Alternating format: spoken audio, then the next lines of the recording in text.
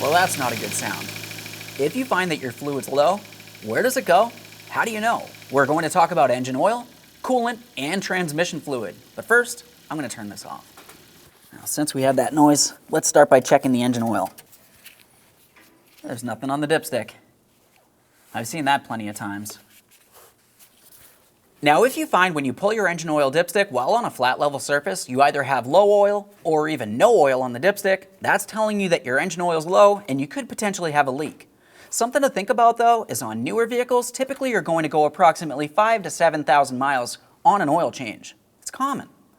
But in between that service interval, you're supposed to at least check your engine oil. Engines will burn a little bit of oil inside of that combustion chamber. It's common for that to happen, and there isn't really much you can do about that, especially with the newer engines. They're going to be using very thin oil. Now, as far as higher mileage vehicles, it can also be an issue with the valve seals and piston rings. On engines with higher mileage, if you did have worn seals or some sort of internal engine oil leak, you're going to find that you have blue smoke that makes its way out the tailpipe, and that's telling you that you've got something going on and it should be taken care of. External oil leaks can cause smoke as well, but that's typically not going to be coming out of the tailpipe. That might be something you see more coming from out under the hood, from inside your engine compartment. If you had a valve cover leak, the valve covers are going to be up along the top of the engine. If you have a V8 or a V6, typically you're going to have two valve covers. Both of these have to have a gasket, and if that gasket's leaking out oil, it could make its way down the engine and then hit up against your hot exhaust manifold. As that happens, you're going to start getting that smoke and the bad smell in the air. Some good news about that though is typically valve covers are extremely easy to replace. They're going to come with gaskets and you can order them from us at 1aauto.com. Moving along, you may also find that you have an oil leak coming from your engine oil pan. That's going to be located on the bottom of your engine.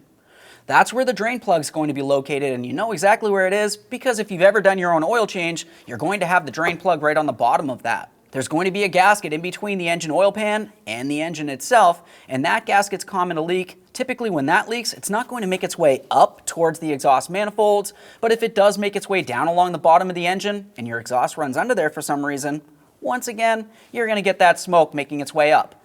Either way, typically for an engine oil pan gasket leak, you're going to find a puddle down on the ground. A few other areas that you might have an oil leak could be your crank pulley seal, which would be along the front of the engine.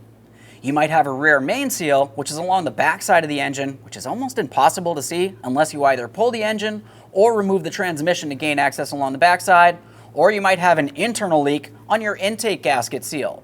And if that's the case, you're going to find that you have engine oil making its way into the engine, going inside that combustion chamber, getting burnt up inside there, and then getting shot out the tailpipe, once again creating that blue smoke. A quick note about internal engine oil leaks. It can cause other issues with your catalytic converter or your O2 sensors. If it clogs up either of those, you're going to find you have a check engine light and a running condition. So you definitely want to make sure you take care of any engine oil leak, whether it's internal or even external, and buy the part from us. If your engine oil is low or dirty for some reason, it can cause wear and extremely costly repairs. Some newer vehicles are going to have VVT solenoids, and this can affect your timing as well. Now, before you rush off to our site to order one of those parts, cool down for a second. Things can really heat up if you have a coolant issue. Your water pump is responsible for circulating your coolant through the entire system. When your engine heats up, the coolant is going to expand, and that of course is going to expose any of the leaks that you might happen to have in your cooling system. Your vehicle is also going to have a thermostat. The thermostat is supposed to restrict that coolant. If your vehicle is cold, it's trying to get up to normal operating temperature while the vehicle's running, so the thermostat is going to stay closed. Once the vehicle does get up to normal operating temperature, the thermostat's going to eventually open, allowing the coolant to circulate through the radiator, which is going to cool it as air passes through the radiator, and then it's going to make its way back to the engine and start cooling down that engine. If you found that your engine was overheating, maybe you had a light that pops up on the dash or even a gauge that tells you that it's getting up kind of high into the hot range there, that's something that you want to pay attention to. Another symptom that you might happen to find could be you have no heat coming out of the vents. You do have air, but no heat. If there's no heat, there's probably no coolant making its way over to that heater core, or there might even be air bubbles in there causing a restriction of some sort. Either way, you need to make sure you diagnose it ASAP. You don't want to overheat your engine. Common places to have a coolant leak could start at your radiator cap, which is typically going to be located right up along the top of the radiator. Those are going to vent at a specific pressure rating. Over time, it tends to wear down a little bit. On the top of that radiator cap, you're going to have a small weep hole, and when it goes bad, that's where the coolant's going to make its way out. Great news about this is it's a super easy fix, but you don't want to stop there. Once you find that you have an issue with the radiator cap, it's always a good idea to at least pressurize your cooling system as well to confirm there's no other leaks. Other leaks could possibly be from the radiator itself. I've seen it before where along the seams, where the metal or aluminum aspect of the radiator and the plastic aspect along each side, they have a small gasket there. That goes bad and it starts to leak or even seep from along that edge. If that happens, you need to go ahead and replace the radiator, and if you're replacing the radiator, you go ahead and replace the radiator cap at the same time. Other areas that you could have a leak could be any of the hoses that lead from one place or another. You might have a water pump leak. If that's the case, it's typically going to be at the water pump gasket where it holds it up against your timing chain cover or up against the engine, really depending on what's going on here. Other than that, you might also have an issue with the thermostat gasket.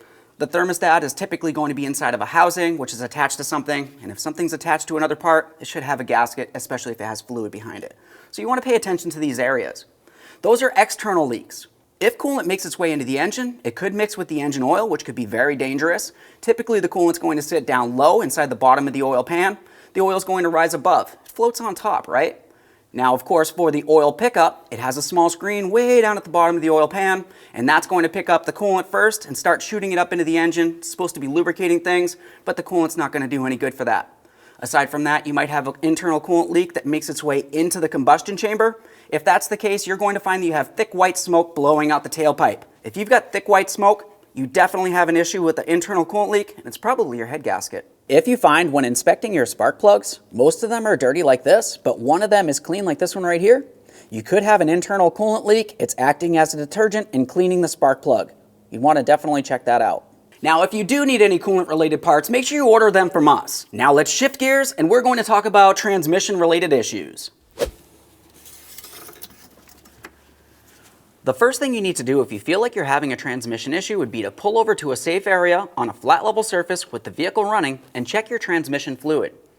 Most automatic transmissions are going to have a transmission dipstick located inside of your engine compartment, typically close to your firewall, which is next to your passenger compartment. How would you even know you're having an issue with your transmission? Let's say you're driving in your vehicle, you come to a stop, and you go to accelerate. It feels as though the engine's revving up, but the vehicle's not moving the way that it should. There could be an issue with fluid pressure in that transmission. Other than that, maybe you're driving down the road, you get to a point where you're trying to go up a hill, and you can feel it starting to shudder a little bit throughout the entire drive line. Once again, could be a pressure issue. Low fluid could cause that. Other than that, maybe you have an odd whining noise during acceleration. You might even lose reverse in severe cases. You definitely want to make sure you pull over and check for a fluid leak. Now, as far as transmission fluid leaks, I like to start under the hood at my transmission cooler. On this particular vehicle, my transmission cooler is also my radiator. We have our two transmission cooler lines leading to it. Now what we want to do is go ahead and follow those two transmission cooler lines. I can see on one of them I have some transmission fluid seepage here. It's not a leak, it's not dripping on the ground, but that is something that we'd want to take care of. Other than that, you would want to continue following your transmission lines. Typically those transmission cooler lines will be made out of metal. They could get rusted, rotted, and even leak. Go ahead and follow those lines all the way to your transmission, confirming they are not leaking in any way. Now we made our way underneath the vehicle, following those transmission lines along the side of the transmission. Confirm you don't have a leak along here. Other than that, as we're making our way along the side of the transmission, on an automatic transmission, you're typically going to have a gear selector shaft, and there needs to be a seal in this area. I've seen it plenty of times where this area will leak, it's going to start coming down, and then as you're driving down the road, you'll find that the air is blowing things rearward. So you just want to pay attention for that. Aside from that, you will have a transmission pan on your automatic transmission, and that will have a gasket in between. If that gasket's leaking, you're going to have to take down the pan, so you might as well get the pan and the gasket, replace them both at the same time. Order them from us. Aside from that, you're going to have a couple other seals on the transmission itself. I hope you liked the video. Thanks for watching.